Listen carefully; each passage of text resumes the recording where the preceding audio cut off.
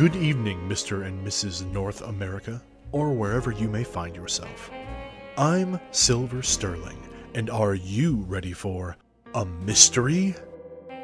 Hexaco Motor Oils presents the Hexaco Mystery Radio Hour, sponsored by Hexaco.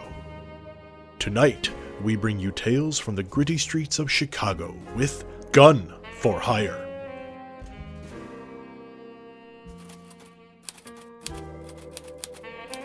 There's a lot of strange things in this world. For some folks, they like to say it's magic because they don't understand it. Funny thing is, some of the time, they're more right than they probably want to be. And for Irving, Holt, and Miles Pike, they're about to find out that some magic may be darker than a back alley shadow at midnight. Oh, and one word of warning. Some of the descriptions in this episode get a little vivid.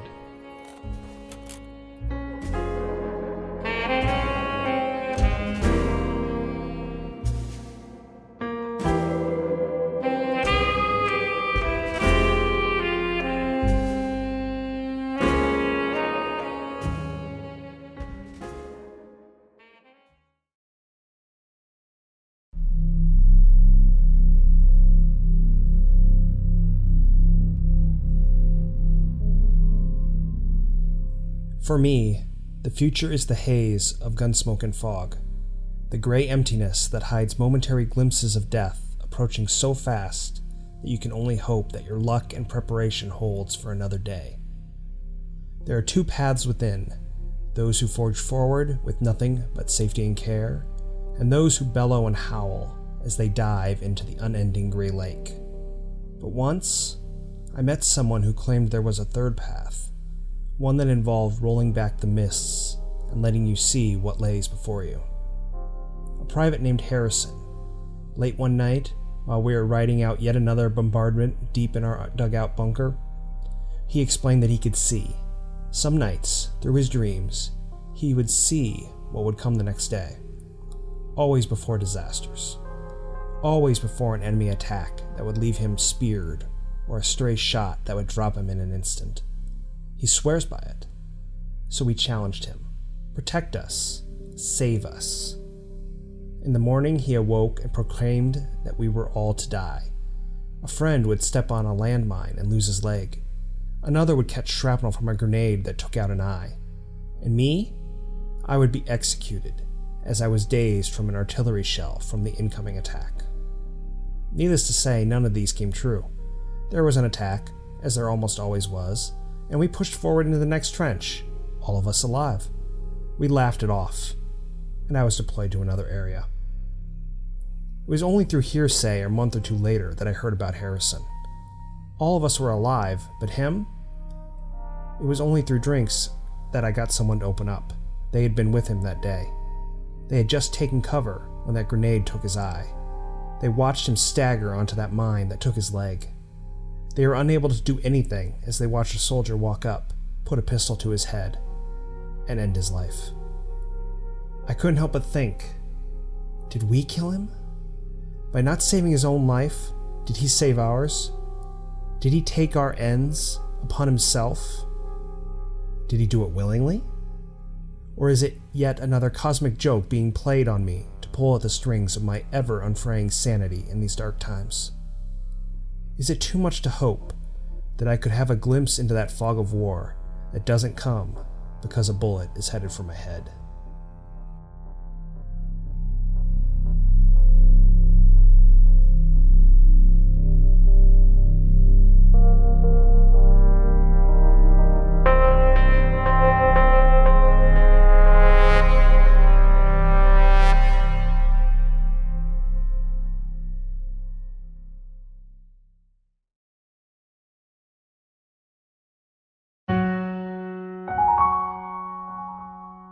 The location that you're going is known as the Bottom of the Cup Tea Room. The tea room is kind of a front.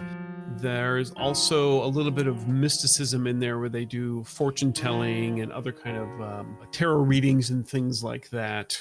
Your fun little mysticism type things. But it's also just generally agreed to be part of the whole experience. Nobody actually places any sort of mysticism or anything like that. Miles, a little bit better in the sense that there's been some things that the proprietor here of Bottom of the Cup Tea Room knows that definitely go outside the realm of that recreational mysticism sort of thing. Miles, do you want me to come with you or not? I don't think it would be a bad idea for you to come along. Okay. I wasn't sure how much you wanted me to be seen with you while investigating stuff of O'Reilly's body, because I know you had promised to keep it secret and all that. Well, you already know, so... Yeah, but now we're in public. Worst comes to worst, I turn you over to the family and walk away. Oh, well, thanks. Yeah, no problem. I can deal. We're buddies. We're buddies. Sounds good. I will just push in and see what it looks like in there. The door jingles appropriately as you walk in, and there are a few people in here having some tea, little second breakfast kind of tea. And over in one of the corners, you can see a very stereotypically dressed kind of gypsy woman who is slowly flipping over cards, and there's two other women sitting at a table there, and she's doing some hushed whispers as she lays down the cards, and you see the facial expressions of both these other women kind of as you just wander in here. They run a gambit to being surprised, maybe a little amused, some smiles, maybe a few giggles. You can't necessarily hear what they're saying. Over in the other tables, there's just some other people there also having tea, of course. One maybe reading on her own, and the other one is a couple, and they're sitting there talking amongst themselves. And you're just kind of standing there and just standing awkwardly at the entrance, like, what are we supposed to do here? Yeah. Did I walk into the wrong place? And from behind a beaded curtain, a woman comes out, and she looks at you and she says, welcome, please, by all means, have a seat. I'll be with you in just a moment. Miles, how far behind Irving are you? Oh, I'm right behind him. You're right behind them? Sure. She adjusts her position slightly, and she sees your face, Miles, and she says, oh, Miles, are the two of you together? Yes. Oh, excellent. Are we coming in for tea, or are we coming in for a reading?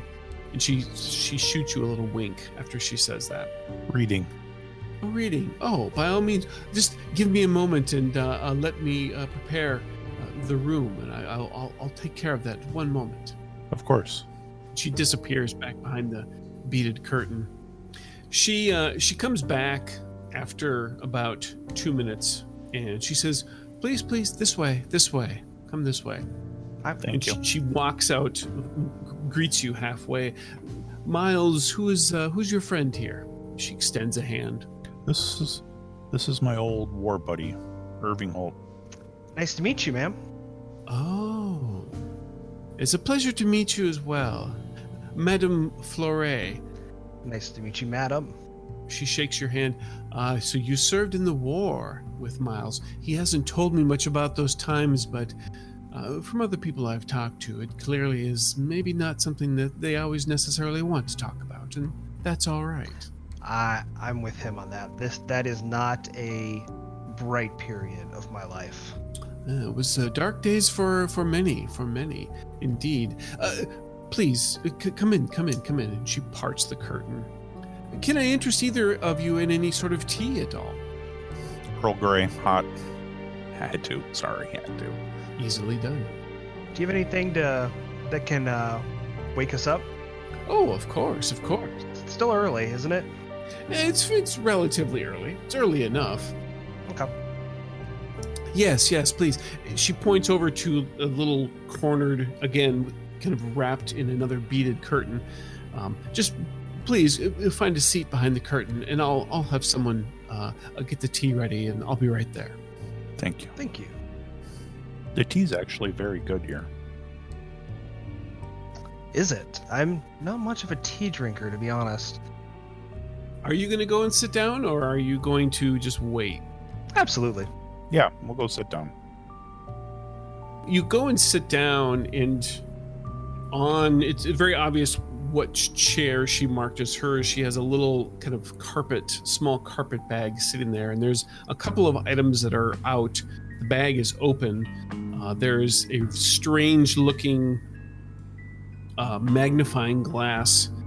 Irving, make me a notice roll. Actually, Miles, you can do the same. I really need that tea to wake up. Yeah.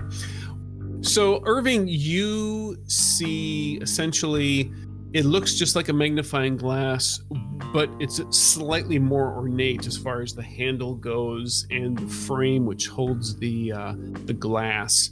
It just has a lot of strange, curves and little circlets and things like that on there. Miles, you've seen this before. You kind of forgot about it. A lot of times your more scientific nature, whenever you see anything that's just a little bit outside of that norm, you kind of just block it out after the fact. But you're reminded as soon as you see this again, beyond the little symbols and curves and things, or shapes and curves that Irving saw, you see some strange symbols in there, little faces of maybe of a demonic nature, kind of almost as if they're looking back at you, little open mouth gargoyle type things. But then you'll also see in the lens, there's some swirls which you can never tell if they're moving on their own or if it's just a trick of the light in here. You're not sure, but it was a little unusual. She comes back in, sits down. Your tea will be here shortly. I'm having it made for you right now. So, what can I do for the two of you gentlemen today? Madam Foray, we need some information, and I think you're the only one that can help us. I will do what I can. I cannot promise anything. Please have a seat. And she kind of swirls her dress as she sits down, and you can almost see like she's very practiced at this whole thing. She almost like slips into that mode and gets in with the gestures as she leans forward. Am I looking at something? Is there questions that you have? There are questions I have. I'm not sure if you heard of the strange murder that took place last night. Was it last night? I believe it was. Yeah, just a day prior. Is this related to this alley cat killer that I hear of in the news? I don't know. It's possible. Irving, you want to show her that picture? Oh, the one with the... Yeah. Yeah. Okay. I'll fish out the one with that we had disagreements on. Photo that you had taken. Okay. Yes. Okay. I still don't think I've looked at those other photos yet. No, I don't think you have. So I will set that out and slide it over to her and say, what do you see in this photo? Well, she just examines it, looking at it. Well, obviously I see an alleyway, and there I do see a creature, well, something that's blurry. Oh, except for these teeth. Should I be seeing something else? Is that not what you see? I'm going to look at the photo again to see what I see. You do not see it anymore. You did, of course, see it in the beginning, but you do not see it now. I'll tap like slightly missing the creature on the photo and be like, so when I first examined this photo, I also saw the creature. Blurry, whatever it is. Now I, however, cannot. It's not there for me anymore. To me, this is an empty alleyway. She pulls back when you say that you cannot see it anymore. And she gives you kind of a stern look. And she reaches and she grabs her magnifying glass and then looks up at you. And her eyes are very serious. And she says, "Are you certain?" And she points at the photo. And your fingers are not touching it. She points to where you remember seeing that thing. You do not see this blurry creature here with the fangs. You do not see that. Is that what you are telling me? That's correct. I saw it at one time. I do not see it anymore. Do I see it? You do, Miles. I see it there. You see it, Miles. So you see it as well. Okay. And she takes her magnifying glass and she begins to kind of peruse and go over the full photograph. This is the one, too, I believe, that had the stabbing in the background, right? In one of the windows? Yes, that is correct. All right. She's going over it, and she stops at one point. Someone's getting stabbed. Did you see that part? I did, although we can't make out what's going on there. But I see that is an incidental coincidence to what you have here. I was not attempting to take a picture of the stabbing, if that's what you're wondering. Oh, you were not? No. All right. This is good to know. Oh. That's not a good sound. Her eyes look back up at you. Where did you come across this photo? I took it. You have taken this photo. So you were there as this, whatever this is, was coming at you. Well, it was running away from me, yes. She puts her magnifying glass down. And she sets her hands kind of like open, like this on the table, as if she's kind of like reaching to want to take your hand, but she has not asked for it. Like, given that little body language sign that she would like to take your hand. That's fine. I'm not scared of her. She can take my hand. She clasps your hand with both of hers and Drops dead. she immediately just... And her eyes kind of close for a minute, and it looks like she's concentrating. And her hands pull away, and she's, I don't sense anything, but that doesn't mean that there's not something there. I would need to study this further, Irving, but I fear that you may have, whatever this is in here, I fear that you may have been marked by it. Marked? Yes, although I'm not certain. It may be this creature, this thing, this entity may be making you its next target. I don't know, though. Like I said, I would need to study it more. There is something beyond nature afoot here. But she taps the photograph and pushes it back for you. That's all I can see from that. That's more than I could see from it. The beads part, and someone comes in and she sets down 2 saucers of tea in front of, or kind of in the middle of the table.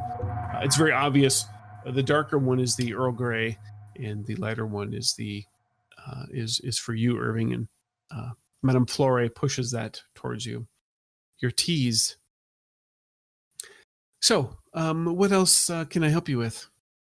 So there's a problem I'm trying to solve. There was another murder where the body had been cut open from the back along the spine. Ooh. And the organs and entrails pulled out. It made the body look like a blood angel. Ooh, that sounds awful. It is. Horrible way to go. However, it wasn't human that killed it. And I need to know what it was. Are you sure of this? You have proof of this? You Do I have the piece of... I assume I brought the piece with me. Oh yeah, definitely. Okay. I will reach into my coat pocket slowly. All right. And extract the vial, whatever I have it in. Okay. Yeah, it's probably like a little test tube kind of thing. Right.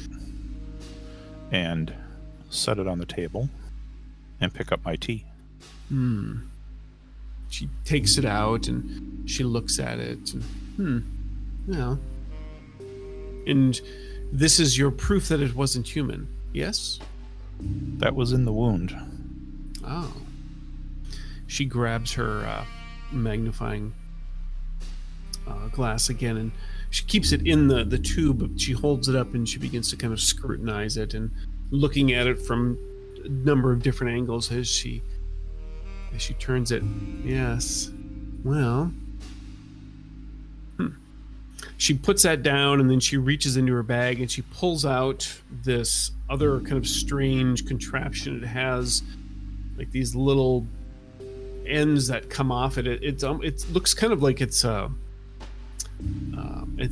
a piece of metal and it's got an indentation, almost like a little cup sort of indentation, and then it has some things that come off of it. And she begins to flex these, are like little antenna almost, and she bends them down a bit, and then she plops the device onto her nose, and she uncorks the vial and puts the vial up towards the antenna in her nose, and you can hear her taking these deep inhales through her nose, and her eyes are closed and she's concentrating.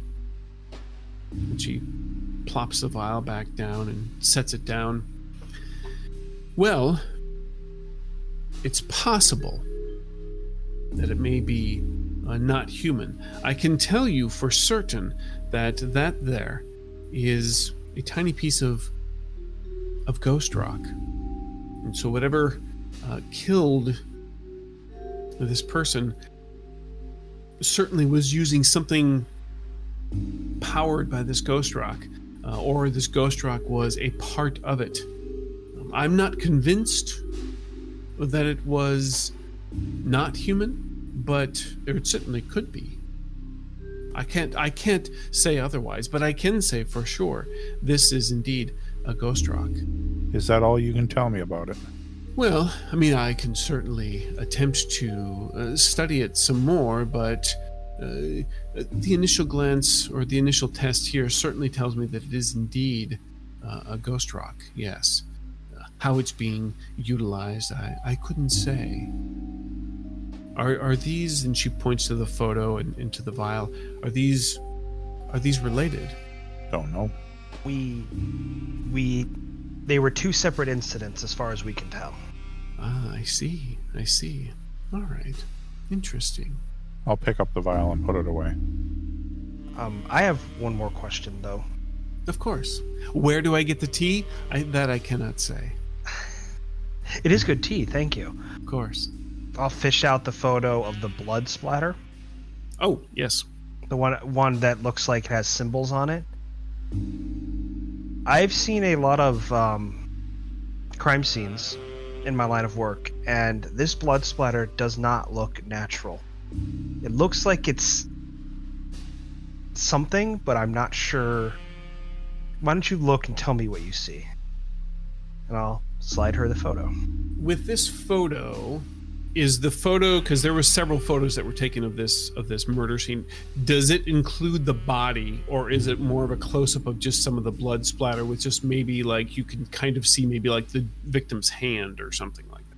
I would imagine there'd be less of the body so that the blood splatter gets more prominent feature on the photo. Okay. She looks at it. Oh. Yes, yes. No, this is. I could understand how to your regular beat cop. This might look like just mere blood splatters. No, you're right, Irving. This is actually a symbol. It's a symbol. This particular symbol. Just give me a moment. Yes. If I'm not mistaken, it is. Well, I'm trying to find the right word in English. The closest I could come would be vengeance. This would be a symbol signifying vengeance. Vengeance, revenge. That's in that realm of words. Is it now? Yes. Were there more? When I pull out the sheath of photos and start, I'm not showing them. I'm kind of thumbing through them to find. Is there anyone that gives a better look at the entirety of the blood splatter, or would I have to include the body in it? There are indeed like other blood splatter photos, like from like the other side of the body. That would be some of that in there as well. And of course, yeah, you can show the entirety of the body. There is easily several photos taken, so you can kind of have you can pick and choose what you want to show her. Yeah, I'll look to Miles. Should I show? And then I show him the one with the body on it. Yeah, don't show that one. And then I will sort of collect a bunch of different angles of the ones where I started to figure out, hey, this isn't blood splatter, and kind of show them to her. That's like probably 3 or 4, I'm sure. She scrutinizes. Yes, these are more symbols. Power. This one, to possess, to own, to be, subjugate. This is a very ancient symbology. This one, transformation, is this one. Oof. Whatever happened to this poor soul? I feel for it. It really kind of gives me the shivers. I hope that the two of you aren't caught up into this too much. This is a grim tiding indeed. I know this might sound a little far-fetched. She smiles. Do they mean something other than just their translation? Yes, there is a greater meaning to these symbols. Without being able to be there and see how they were arranged and how they were put out, it could mean a variety of things. It could have been components of a spell to possess the soul of this individual, possess even the body of this individual in an attempt to take control of it, or to take control of who this body may have belonged to or was close to. It could be a number of things. It could just merely be an attempt to dominate it and turn it into a creature to stalk the night and to unleash terrors upon those who the perpetrator was seeking vengeance against. It could be many or all of those things. I will look to Miles at this point. Think there's a grudge towards the person who wants you to look at the body, possibly? I don't see that, but hell, anything's possible. I don't see the advantage to it. Well, maybe. Yeah, you said you could use it to possibly turn the body into a creature that could then hunt someone. Yes, it's possible. It's possible. There's some with the angles of like this photo, for example. You see, here's the symbol for the to possess, to dominate. But these two symbols here, the angle, I cannot make those out. I cannot see the additional components of what may be attempted there. I'm sorry. All right. This is all beyond me. Yeah, it's definitely not something I'm used to dealing with. Did you have any other questions, Miles? I don't think I do. Well, I appreciate both of you coming. I wish you luck. If... Hold. She scampers off and she comes back in about, 30 seconds. And she's holding her hand in front of her, and it's a closed fist, and she kind of presents her fist to you, Irving, and she opens up her hand, and there's just like a little beaded type of thing there. It's almost like a circle with maybe like 5 or 6 little spurs coming off of it, different color beads on there. Here, for you, I don't know for sure if you're marked or even if indeed you believe in such things, but this may protect you. Keep it with you. Keep it with you. Okay. That was actually something I was going to ask. So, thank you. Thank you very much. You're welcome. Slip it into a pocket.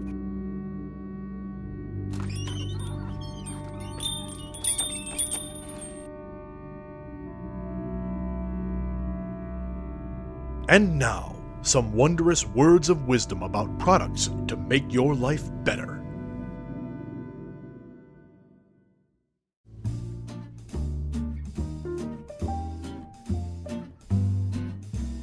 We all have to make sacrifices in these difficult economic times, but one thing you shouldn't sacrifice is the well-being of your digestive system. Sometimes the food you agree to eat doesn't always agree with you. Upset stomach, indigestion, and constipation. All of these can be things of the past. Thanks to Hexlax. Yes, Hexlax. Hellstrom Industries has done it again and created the all-in-one stomach soother that's just right for you. Just mix 1 spoonful of this potent powder in the liquid of your choosing, and you'll be on your way. Take it daily to stop problems before they start. Hexlax protects your stomachs in ways others can't. Feel regular and right on the money with Hexlax. Available over the counter from all drugstores and pharmacies across North America. Try it today.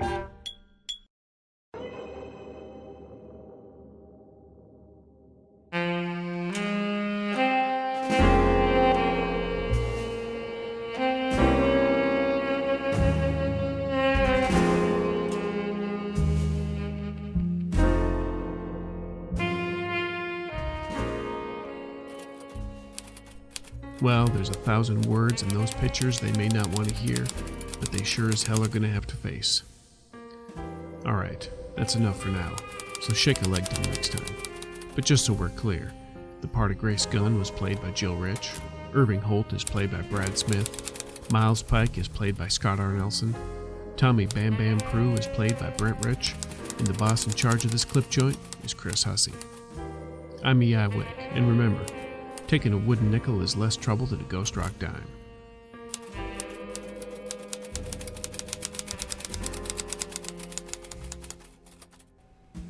Thank you for joining us for this episode of the Hexaco Mystery Radio Hour. This game references the Savage Worlds game system, available from Pinnacle Entertainment Group at peginc.com. It is unofficial media content permitted under the Media Network Content Agreement. This content is not managed, approved, or endorsed by Pinnacle Entertainment Group. Certain portions of the materials used are the intellectual property of Pinnacle, and all rights are reserved.